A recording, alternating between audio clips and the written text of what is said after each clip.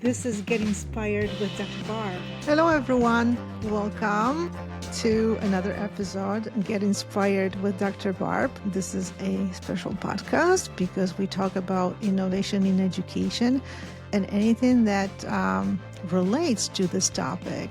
And I'm just always so happy to have someone on the show who can tell us more about innovation in education, about parenting as well, because that really goes very well with education. And today we have an absolutely wonderful guest who is also my friend and who will share some really cool strategies, I hope.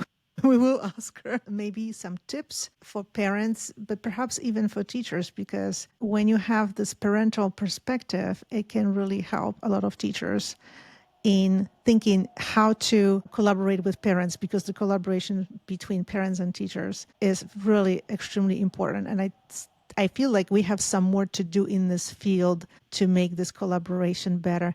Welcome, Valerie Probstfeld, Thank you on so my much, Barbara. show. I'm so thrilled to be on the show today. You're very welcome. I am even more thrilled. I absolutely love it. I had you Competition. on my podcast almost more than a year ago now, and I just love. Yeah, I hope February Really? of 2024. Yeah, how time flies. Gosh, it was. Yeah. I didn't even think about it. You are very well prepared as far as our Yes, and chronology. it's great. And it's been great to see your journey. It's been great to just kind of I feel like travel together in like this, just learning. Speaking of learning as we go with how to do podcasting, how to write a book, how to, do live streams. We've done live streams before. It's just been so Yeah. amazing. And I really just have enjoyed and just the community, the collaboration, and everything that we've been doing. And vice versa, because we have collaborated on more projects beyond even me being on your podcast, which was fabulous. And I remember when I was on your podcast, I was like, oh my gosh, here is this girl. She's doing the podcast. Maybe I could try too. Right. Carmel did like the most amazing introduction of I said, I just introduced Carmel and she just barked right on command perfectly. Yeah, it was very, very memorable. But just to introduce you further to our audience, I need to say that you are author because you just published your new book, and you are nurse practitioner. And well, that's really something that not everybody can do. I know that. And you are founder of To Mom is to Love. I know you are a podcaster. We already mentioned this, keynote speaker, and you probably have some more to add to this background. So please Thank you do so so much. I if you mean, would yeah, like. I would say, in life we have all these identities, like I feel like when I was growing up, I studied to be a flutist. I did flute for so long. And like, that was kind of my identity. I was always on stage, always trying to be, or I don't know, trying to be really practicing to be perfect all the time. Like I had to be perfect on had to do, Yeah. study, be A plus, and whatever I did, and that was kind of like very instilled to me from a young age. And I always felt like there was this passion I had for health and healthcare, and it took me like some time to realize that that's what I wanted to do. I actually in college like added that major with some amazing professors, amazing teachers. And I know this is an education podcast, and I Mhm. really want to give a shout out to a lot of the professors that I had in college. I would not be who I am today without them. They were the first to really show me that growth mindset, that it's okay to make mistakes, like to, this whole perfection studying for. I felt like that something bad was going to happen if I failed. Like I was just like, well, failure is not an option. I can't do that. But my music professors in particular, they really showed me this, that it's okay to make a mistake and we'll keep learning, that growth mindset. So anyway, then really I continued to do music, but I also added nursing and became a nurse practitioner. I felt that calling to help other people to really, I don't even know. I don't like, it was such a long time ago. It feels like a lifetime ago, almost like it was like this calling that I felt like I wanted to do. And I really fell into pediatrics. I went to Yale for my master's and just really was inspired by so many amazing people. And I just loved working with kids. So I did that for the longest time. And I felt like my education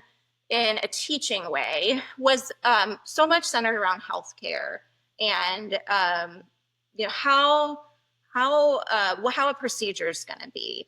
What are you going to expect afterwards? And what I noticed so much is that the patient and the family had to feel safe.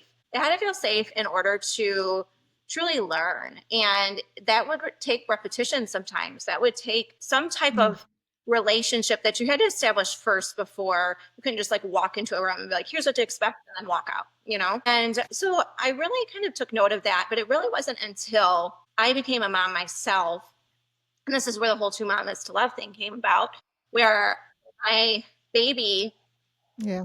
as soon as she was born, we she had to go to the NICU. I think all of this growth mindset stuff, all this stuff that I trained for and in healthcare, it still was like, oh, I wanted to be a perfect mom. I still wanted to be perfect with that. And I didn't study for that. I didn't have control of that. All this stuff, I became the patient overnight. And it was so different that I'm like, oh my gosh, I Yeah. didn't feel safe. Like I didn't feel like I was seeing those things, like where I was just like, gosh, there's so much. I just felt like the control was taken away and that illusion. It was just an illusion. So I really wanted to.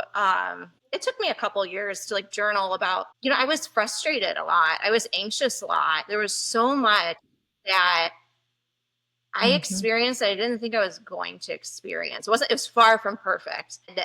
Um, I had to work on, I worked a lot in neurology. So I was thinking, like, how do I work on a different way of practicing this? My daughter, when she was about 2, we had a camera running, and it was like I don't remember why the camera was running, but it was like we had like a sitter for the first time. I didn't know I was first time mom. We had this camera. And I know I scolded her, my daughter, for something. I didn't remember what it was, but I remember thinking, like, I think I scolded her too harshly. Like, maybe it was too harsh. Let me assess my performance. Like, as a musician, as a flutist, I always wanted to assess it. And so I, put myself yelling. It was wild to see Yeah. how, in my mind, I thought I was appearing in a certain way, but on camera and video, I Hmm. just looked like I was angry. Like I had an angry face. I and my Yeah. mom growing up, I feel like there was so much yelling that I always wanted to be different. And I'm like, what am I doing here? Like how do I how do I practice kind of like practicing medicine? How do I practice a Hmm. different mindset? Because this is not what I want. This is not how I want to be. If this is how I'm being observed, if I'm like have an angry face all the time. So that's what my daughter would say, like, Mom, you always have an angry face. She was very verbose for a 2-year-old. So I kind of came up with this whole mental back roads and highways thing where I have this, it almost felt like a highway, where if we were running late, I would yell, or I would I'd maybe do a Google rabbit hole search if I was worried about something, and I would react so quickly. And Viktor Frankl, a Holocaust survivor, famous psychologist, says between stimulus and response, there's a space. And in that space lies our ability to choose or to grow. And in that space lies our freedom. And I know I didn't say that quote exactly the way it is, but it essentially says that, there is a space between stimulus, reaction, and response of how. This is a Yeah, this is a powerful quote because I don't know, many things in my life I did without that absolutely. space so much. Many of us do, right? Something happens, and you just react, especially with children. There's a lot of things that they do that you don't always like, you don't expect, and really it would be very helpful to, like breathe, do some, fill this space with something because it's very hard for people to just create that space. So it's like you have to do something to make sure that you don't react. So actually, what do you do, Valerie? Like, how do you then hold yourself and not react? Because I think that Yeah. seeing on the video, it was very powerful. There are not too many people who would like to like record themselves or who would like to then watch if somebody else recorded them as they interact with their own kids. Because you're right, there is a lot of things we don't see. And we constantly think about, well, don't want to repeat certain things that we grew up with. with parents, with our parents yelling at us. Most likely they did not know that quote, that's for sure. But we want to do better. Uh, what, how do you stop yourself from reacting? And most of the Yeah, times, probably yeah, for sure. overreacting.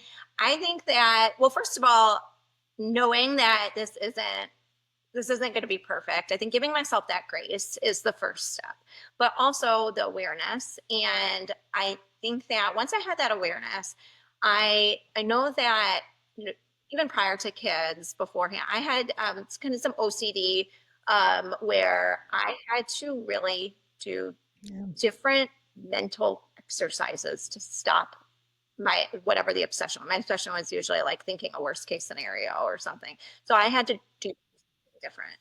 And so that's Hmm. really practicing that made me realize I can do that with really anything, right? Like you can practice taking a different mental pathway in your brain with any kind of thought. And our brain is this huge network.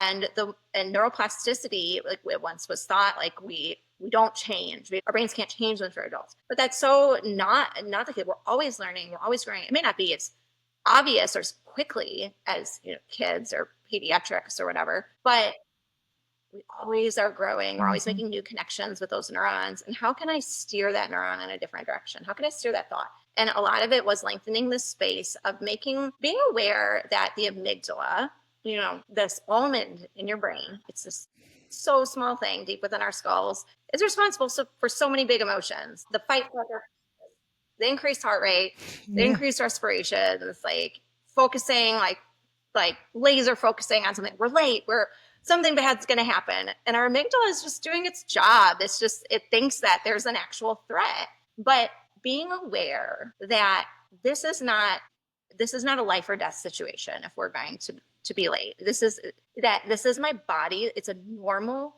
response, but it's not necessarily fact right now. The amygdala is responding to something it thinks. It's like so primitive because so many animals share this little structure in our brain. How can we use our prefrontal cortex, that front part of our brain, the logical part of our brain, to take a different way, to take a breath, to lengthen that space, to choose, I call them back roads. Like, so I can do a back road of gratitude. I can say, when I'm running late right now, what am I thankful for in this moment? Maybe that childhood goes so fast and they're not always going to want to be showing me something right now instead of getting in the car. Being thankful for that, the fact that they do to, show me something, or play Hmm. with me, or maybe being mindful of, it's a beautiful day today, or maybe there's snow on the ground.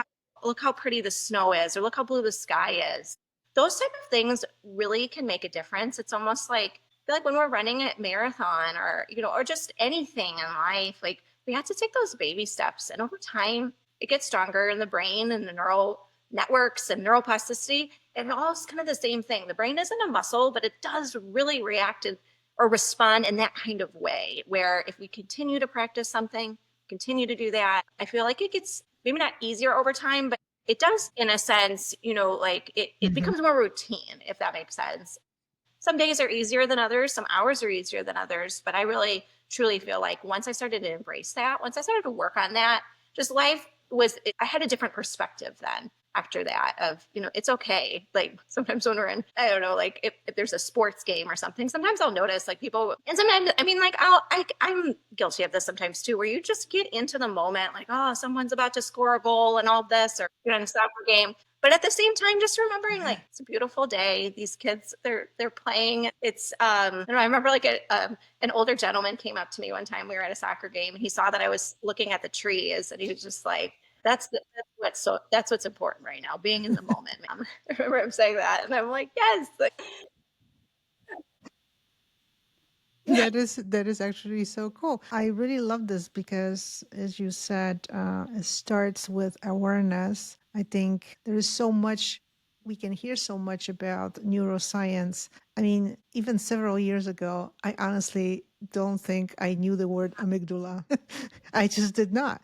But when you know and you understand that's how it works, and it's a little organ, that little sort of thing in our brain. It plays a vital role, but it can always, sometimes it can put us in a state that is not necessary. And that's when we had to employ some Yeah, the other, what prefrontal do you call it? cortex, right Frontal. between the foreheads here. Yes, Well, I'm not working in this area, so I'm just like still learning this.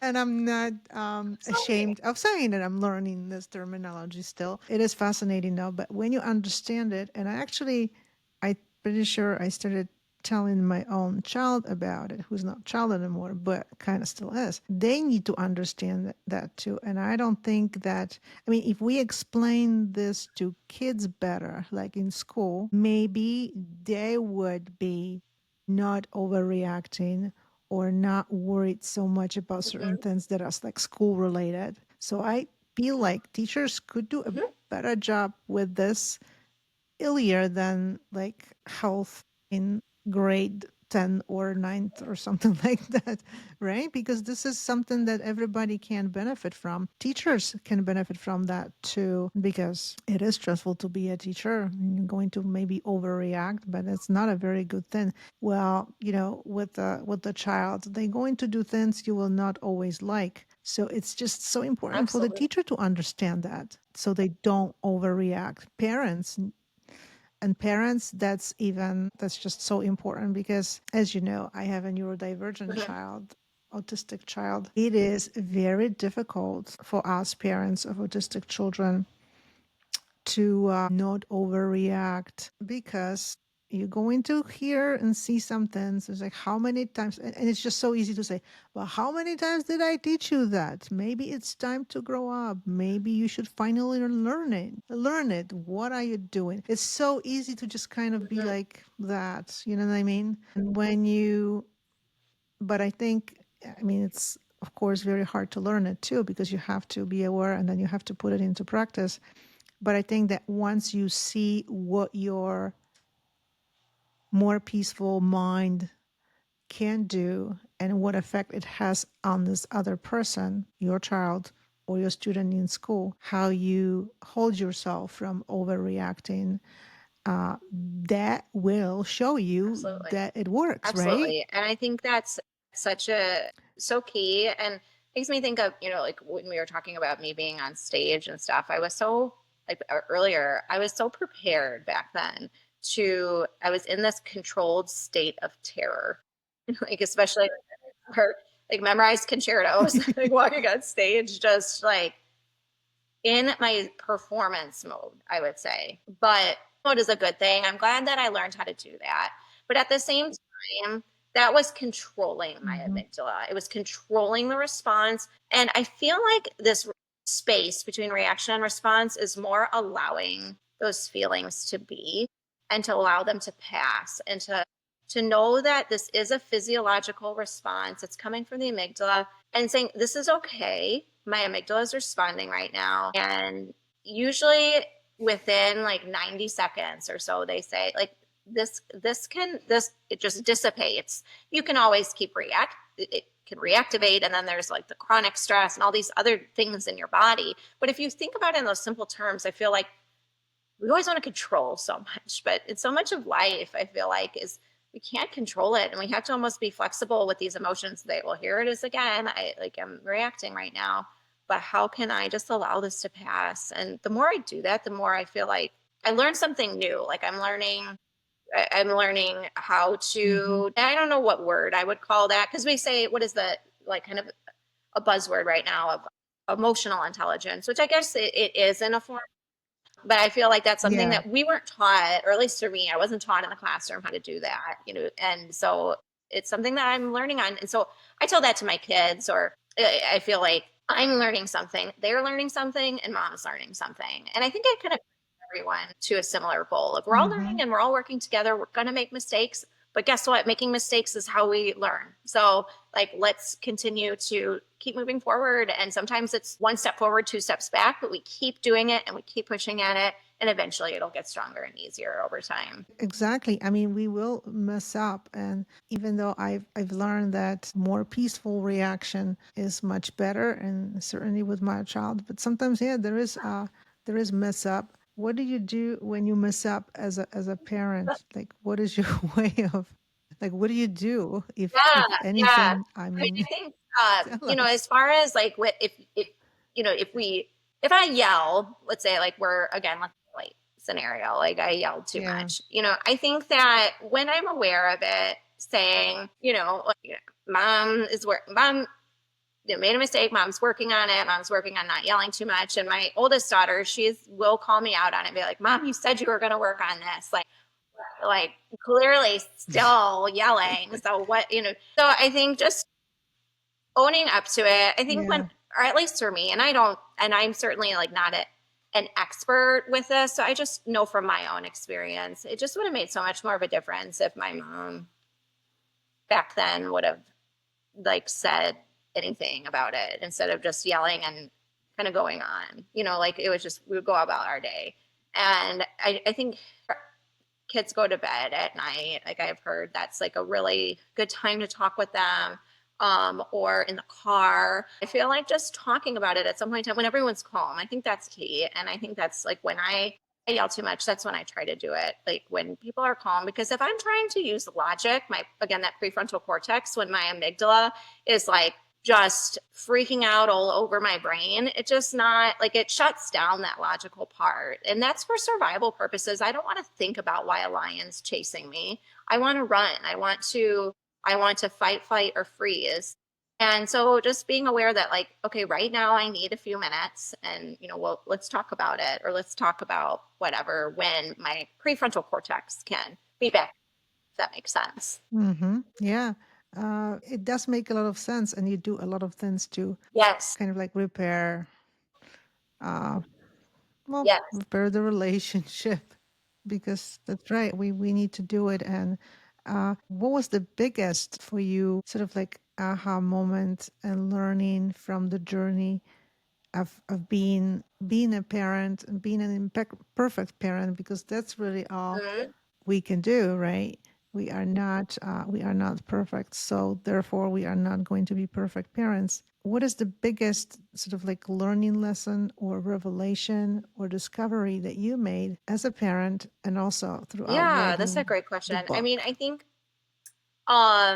two things. I would say I had two really big aha moments. Like, well, I guess three if we want to include the one with the recording. So I've had three aha moments. So my second aha moment was when I had to go back into the hospital a couple years later, um, after like we were had the NICU experience.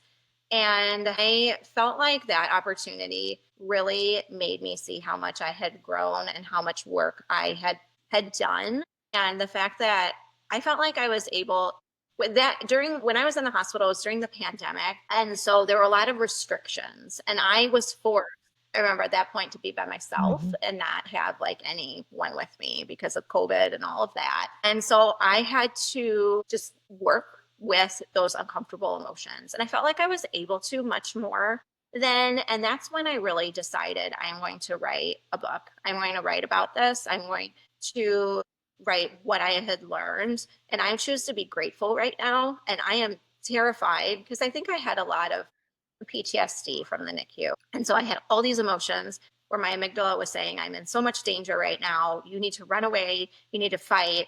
But instead, I chose to essentially say, like, really, I am going to be grateful right now in this moment. And I'm going to write down what I'm grateful for. And I'm going to write down what's mindful right now for me. And I put some of that in my book because I felt like it was really powerful in that moment in time where I felt called to help others with that because I think in life we really want so much ease. We really emphasize easiness. But I think if we think more about what is simple, what are simple things that we can do, like saying I'm grateful for something sounds so simple. But at Hmm. the same time, Did you want to yeah.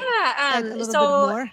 I think so the biggest thing that I feel like I learned was that there's so much in life that isn't necessarily easy, even though like we want ease. But I think really, or at least what I want, or I think what a lot of people want is simple, is simplicity, is feeling safe, feeling you're seeing smiles, having hugs, those type of things I think are just so profound. And feeling safe or feeling, whatever it is, like that requires us to come together. That requires so much that I think, I remember when I was in the hospital feeling exactly like my patients did back when I was practicing as a provider with like educating on procedures. I remember as a patient looking at the provider's shoes. I didn't listen to it. I couldn't listen to a thing they told me because I was in fight, flight, or freeze mode. I was so just in my own head. Most though was a nurse practitioner. She hugged me, and that made such a big difference. And it was so simple. It was something so simple that it made me like, you know what, I want to write, but I also want to have action. Like this whole two mom is to love thing. Like I felt like my name was taken overnight. Yeah. No one called me Valerie anymore in the NICU. They called me Mom, which Mom's a beautiful name. Like I love the name Mom, Yeah. but also there's so many expectations that come from mom, or like if we're a teacher, from teacher, from ourselves. Like I wanted to be this A+ mom, or from society, right? Or from other people. But if I think about the verb, if I think about my actions, if I think about lengthening my space, or smiling more, or taking mental back roads, then I am living a verb. Mother, according to Merriam-Webster, is to give birth, allow oneself or family to rise, to care for or protect. And if you think about that, like what gives birth, allows one to rise, care for, or protect, and that's love. And so when we move forward in love as a verb, we do these actions, then I feel like it truly can make a difference. And that is what I can control when I can't control anything else. I can control my verb. So this I felt like it was a very aha moment for me, like in that time. This is amazing because it really speaks about the power of some Yeah. simple gestures, peaceful responses, waiting with the response, considering how you're going to respond, how it's going to affect your child, smiling more, spending time with your child more. That actually means that you are a perfect mom to me. I mean, there's no perfection, but that just means that you're Yep. trying the best you can and just understanding what means to love your child. It doesn't mean to be a perfect parent. It just means that you kind of like work on yourself a little bit to be the best parent in a way to give your child, of course, security, but these moments that can be a hug, can be a praise, can be a conversation. That's what to me means that you are working towards being a good mom. And I don't like to use the word perfect either because there is no perfection. So you've learned a lot. And that also gives you a little bit of peace of mind because you don't have to be perfect. You don't have to provide who knows what. You don't have to control everything because you, in fact, cannot. But you still have these moments. So even if something unexpected happens, you know that you will be able to hug your child. You will be able to have a conversation. These are the things you actually can control, and they are very, very powerful. And when you think about it, also this applies to Absolutely. teachers actually, because maybe some teachers sometimes, well, I have to teach that, I have to teach this, I gotta cover this, I gotta cover that. They have to muster this, muster that, and we know how it is with the climate of like these accountabilities and tests and all that.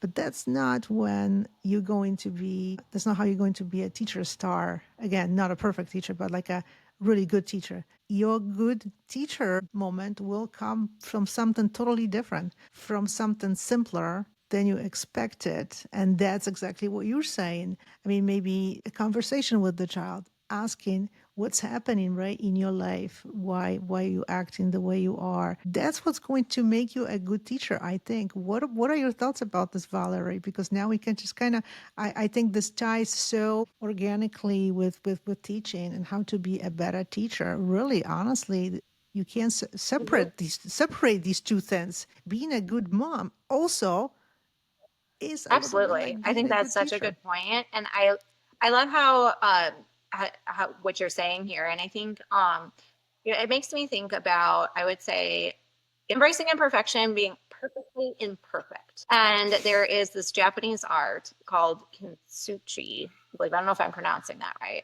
but it puts gold into the cracks of pottery, and it says imperfection's beautiful. And I think that what ties to motherhood, what ties to teaching, and like you're saying, I think they're both kind of connected. You are teaching your classroom. That's like your family. Like I know with as teachers, they talk about it all the time. Like Mm-hmm. we're a family in here. And I think that's so beautiful. I mean, as we're talking, Barbara, I wish you could see it. It's to my left of me, but I there's a family of geese that keep walking by this pond here. I every year they come and I watch them like grow these little babies.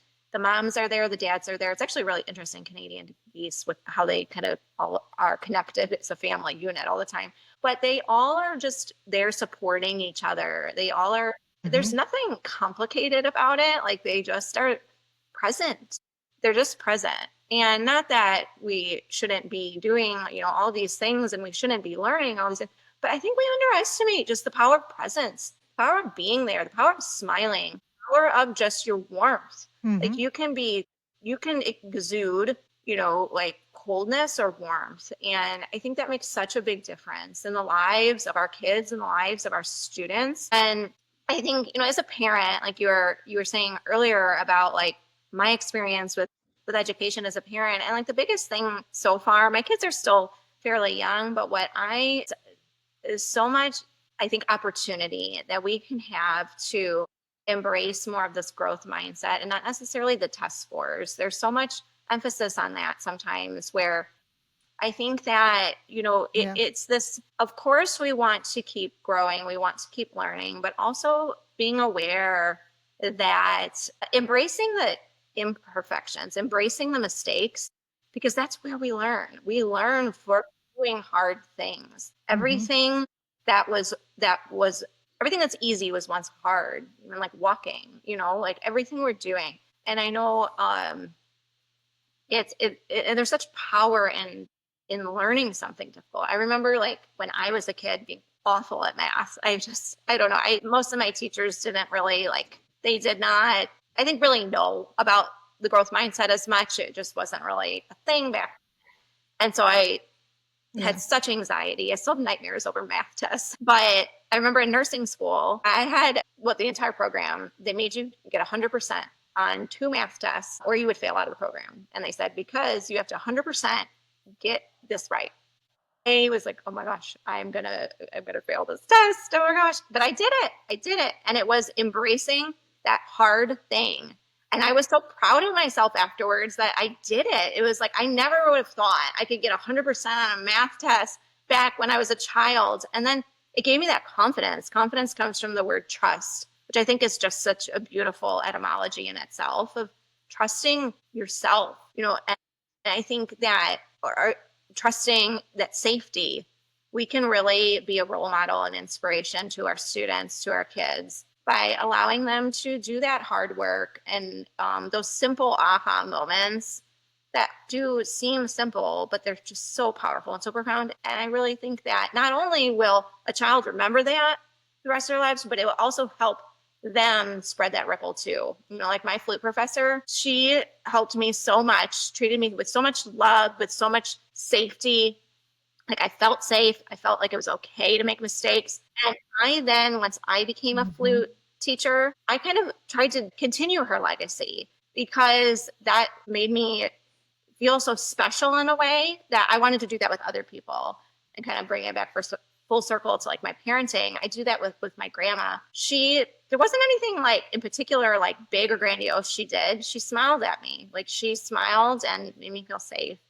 And that's what I try to do with my kids when I have an angry face of like take a mental back road of smiling and being like grandma, thinking of grandma right now. So anyway, I would say that's in the classroom and at home, really in any aspect of life. I feel like we can kind of take those things and work on them. Totally. And of course, we would like to encourage everyone to check your profiles on social media and also purchase your book, because I think this can provide a lot of ideas, really just how to handle each day on this not very easy journey as a parent, but also I think teachers could benefit from reading the book Thank as you. well. Could you tell us, you're welcome, could you tell us where our wonderful audience could connect with you on social media and where they could Oh, thank you so get your much. Well, book? it was just such a pleasure talking with you, Barbara. And anyone Yeah, Me absolutely. And too. so I would love for everyone to check out my website, twomomistolove.com. You can access everything from there. My book is on Amazon. The title of it is Two Mom is to Love, Pioneering a New Kind of Motherhood. So I would love for you to check it out. And also, I have a podcast that we talk about a variety of Yeah. topics, and come join the community. I'm on social media. LinkedIn, Instagram are kind of the two that I hang out on the most. So shoot me an email anytime, Valerie.Probstfeld at twomomistolove.com. I'd love to get to know. I love meeting people who have shared missions in this journey and in life and learning and in love. So thank you so much. You're very welcome. Thank you so much for this wonderful conversation. And I think that really it is so important to make these connections between parenting and teaching because in today's world, we kind of need to go back to basics a little bit as far as like how to improve teaching. It's not just about improving curriculum standards and all these kind of things. Really, there are some other layers like teaching and from parenting, we can take a lot of it and just improve teaching. I think because sometimes innovation in teaching has nothing to do with technology, with new way of learning, but about these basic like emotions, conversations, understanding we are not perfect, creating the space between we respond to the child. So there is so much of it that can be really infused as far as teaching goes. So thank you so much for this wonderful, so many reflections on this conversation, Valerie. And I would like to thank our wonderful audience for tuning in, whether you are a parent, teacher, or a person who just is interested in education and improving it, because I think this is all of us really business and interests. We should all care about education and how to improve it. And I think we all have a role to play with it. And certainly Valerie contributed to some wonderful ideas about this topic for sure, because parenting and schooling really are mixed together very well. They can be tied even more when we think about it. And I think this conversation helped with this. So thank you so much, our wonderful listener and viewer. And don't forget to follow the show and let us know about our conversation, what you think, contribute to this dialogue, and connect with Valerie. Check out her websites, books, follow her on social media, and we'll see you soon on social media Thank you probably. so much, Thank you so Barbara. It was an much, absolute Valerie. pleasure. And thank you to everyone. You're very welcome. Pleasure's mine. Bye. Bye bye, everyone. Thank you so much. This is Get Inspired with Dr. Barb.